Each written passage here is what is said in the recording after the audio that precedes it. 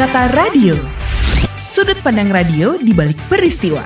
Disiarkan di 600 radio siaran anggota Persatuan Radio Siaran Swasta Nasional di seluruh Indonesia. Pada tahun 2017, Norwegia sempat diberitakan menjadi negara pertama yang akan mengucapkan selamat tinggal pada radio FM. Tapi rencana itu ditolak oleh masyarakatnya karena ada 2,3 juta mobil dan ada 2,5 juta rumah tangga yang tidak mau membeli perangkat penerima siaran radio digital. Akhirnya Norwegia memutuskan hanya radio milik pemerintah yang harus migrasi dari analog ke digital.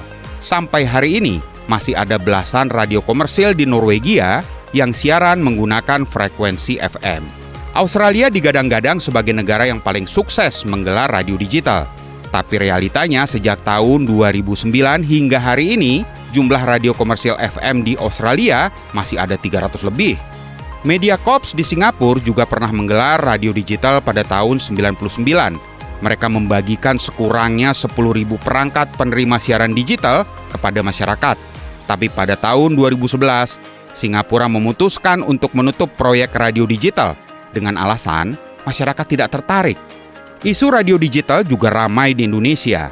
Banyaknya permintaan frekuensi radio di tengah terbatasnya jumlah FM membuat wacana radio digital yang mampu mengakomodir banyak konten menjadi sangat menarik. Lumayan bos buat tambah PNBP. Diskusi antara PR, SSNI, dan pemerintah sampai pada kesimpulan bahwa radio digital terestrial yang tepat untuk Indonesia adalah DAB. Kenapa? Karena DAB tidak harus mengganggu radio FM. Dengan demikian, radio bisa melakukan siaran secara simulkas melalui FM sekaligus DAB, sehingga tidak perlu ada radio analog switch off di Indonesia. Tapi tiba-tiba dalam revisi Undang-Undang Penyiaran pasal 30E ayat 4 tertulis bahwa pada tahun 2028 akan dilaksanakan radio analog switch off di Indonesia. Konsekuensi dari hal ini tidak main-main. Masyarakat harus beli perangkat penerima siaran yang harganya 1,2 juta rupiah.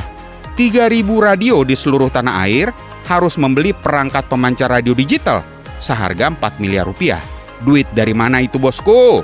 Siapa kira-kira yang bakal untung? Nah, siapa tuh yang nulis pasal tentang radio analog switch off?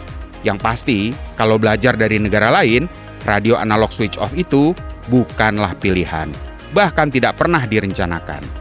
600 radio swasta anggota PRSSNI tidak mau ambil pusing soal ini karena mereka yakin isu radio analog switch off di Indonesia hanya sekedar bercanda. Saya Rafiq, sampai ketemu di Kata Radio berikutnya. Yang ini serius, nggak pakai bercanda. Supaya obrolan Anda bersama teman lebih berisi, dengerin terus Kata Radio di radio kesayangan kamu. Sampai jumpa.